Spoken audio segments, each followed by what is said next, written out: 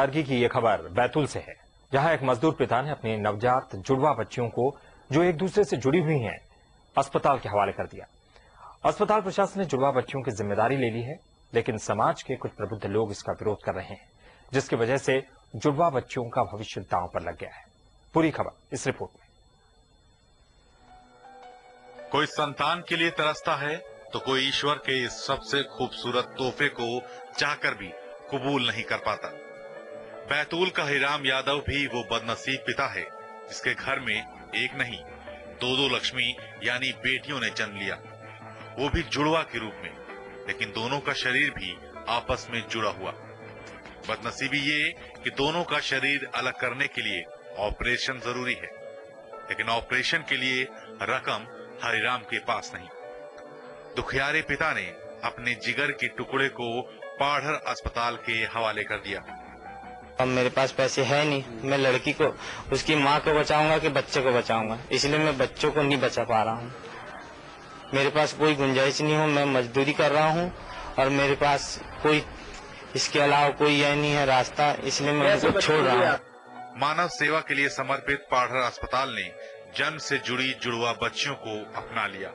Operation में तकरीबन 2-3 लाख का खर्च आएगा।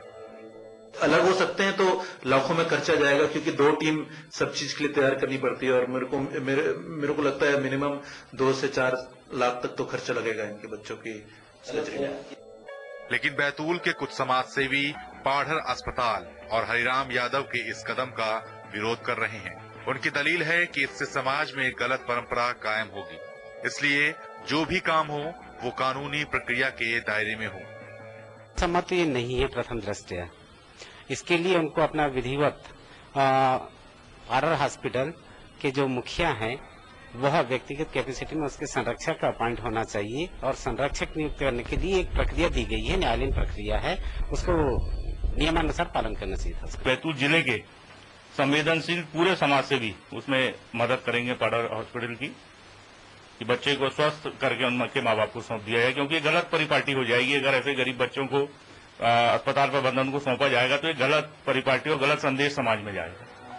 वही पाढ़र अस्पताल प्रबंधन इस बात से बेफिक्र होकर बच्चियों की देखरेख में जुट गया है। नवजात को कोई तकलीफ न हो, इस बात का ख्याल रखने के लिए 24 घंटे नर्स मौजूद रहती हैं। को दिक्कतें कुछ नहीं आ रही है। हम लोग अपने पास से रख के बच्चों को अपने हाथ से गोद में उठा लेते हैं और जो लैक्टोजन मिल्क पाउडर है उसको बना के फिर दोनों बच्चों को हाथ में रख के पिला रहे हैं। बाकी हमको कोई प्रॉब्लम नहीं हो रहा उससे। अभी तो बच्चे हमारे अस्पताल में हैं, हमारे अभी तो उनको जो न्यूनेटोलॉजी का आईसीयू है उसमें रखना जरूरी है और उसी में है वो। अभी करीब 10 दिन के हो गए हैं, लेकिन प्रोग्रेस उनका अच्छा है और हमें उम्मीद है कि वो थोड़े दिन बाद हम उनको वार्ड में ट्रांसफर कर सकेंगे। अभी परवरिश की उनकी पूरी खर्चे अस्पताल के ऊपर ही आ रहा है। प्रदेश के मुखिया शिवराज सिंह चौहान बच्चियों को भांजी मानते हैं और उन्हें लाडली लक्ष्मी का दर्जा भी दिया है। उम्मीद की जानी चाहिए कि इन भांजियों को भी शासन की मदद या कहें नया जीवन और एक मजबूर पिता को स्वस्थ बच्चों का तोहफा मिल पाएगा। इरशाद हिंदुस्तानी, सहारा समय, बैतूल। और इस वक्त डॉक्टर राजीव चौधरी अधीक्षक है पाढ़र अस्पताल के हमारे साथ खुद मौजूद है फोन लाइन पर। डॉक्टर साहब, स्वागत करते हैं सारा समय पर आपका। नमस्कार जी। ये बहुत अच्छी बात लग रही है कि आपने अस्पताल ने इन बच्चियों को क्या गोद लिया गया है या फिर केवल इलाज के लिए ही ये अस्पताल में रहेंगी? एक्चुअली हमारा ये सोच, हम लोग का जब मीटिंग हुआ है इस सिलसिले में तो डिसाइड ये हुआ है कि अगर हम उनको जबरदस्ती करेंगे कि आप घर ले जाओ तो फिर यूजली अधिकांश में क्या होता है कि खबर आ जाएगी 10-15 दिन बाद कह रहे वो बच्चे तो कुछ हुआ और फिर उसके बाद वो बेसिकली मर गए।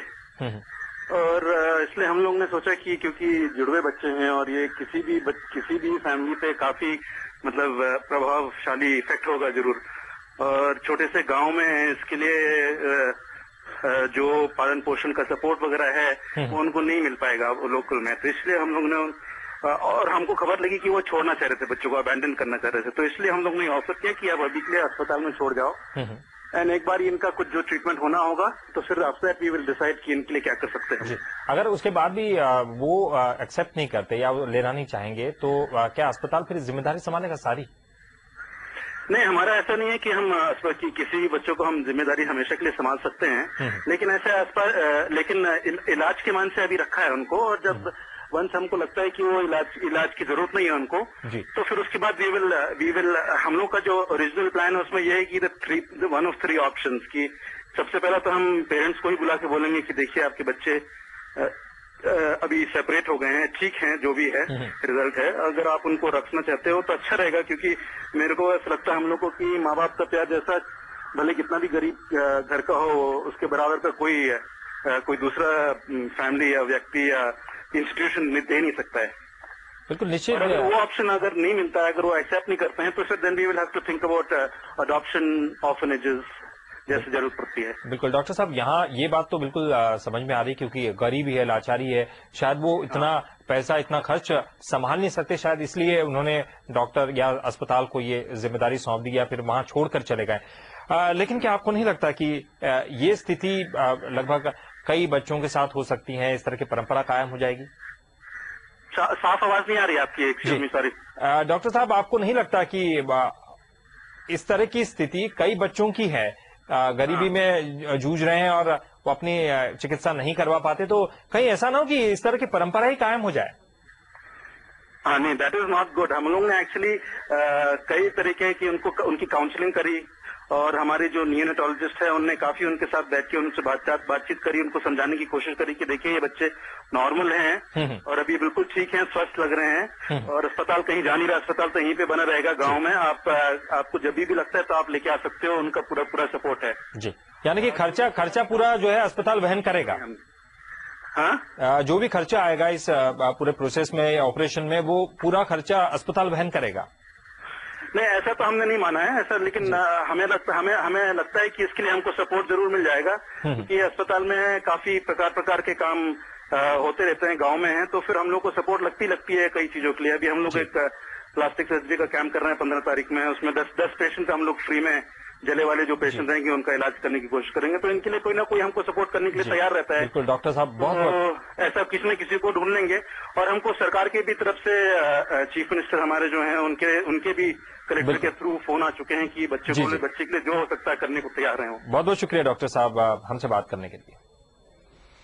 और इस वक्त मनीष दीक्षित जी हमारे साथ जुड़ गए हैं, समाज सेवी हैं, उनसे चर्चा करेंगे कि आखिर किस तरह का संकेत समाज में जाएगा। मनीष जी, आपका स्वागत करते हैं सारा समय पर। जानना चाहेंगे आपसे, चूंकि एक लाचारी है और जरूरत भी है, चिकित्सा की जरूरत है, अगर इनकी चिकित्सा नहीं की गई तो हो सकता है कि इनकी जान भी चली जाए, तो ऐसी स्थिति में अगर डॉक्टर संभालते हैं तो क्या ये समाज के लिए गलत परंपरा का भी कारण बन सकता है?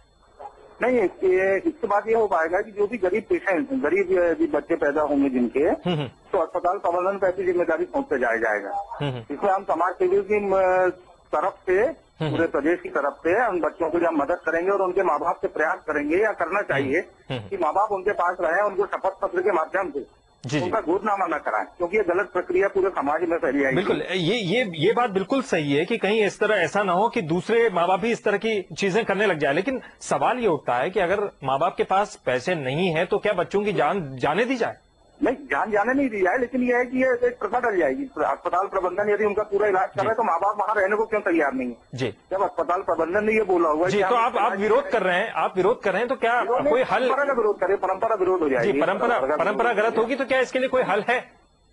हाँ, इसके लिए हल है। जिला प्रशासन है, मध्य प्रदेश के माननीय मुख्यमंत्री जी, इनसे कलेक्टर महोदय को भी लिख के दिया जाता है कि हमारे पास ऐसे बच्चे हैं, माँ बाप छोड़ के जा रहे हैं। जी, प्रशासन मदद करे तो माँ बाप भी वहाँ रहेंगे। कोई माँ अपने बच्चे को पैदा करके ऐसे छोड़ के जाने को तैयार नहीं रहती जब तक उसे डराया नहीं जाए।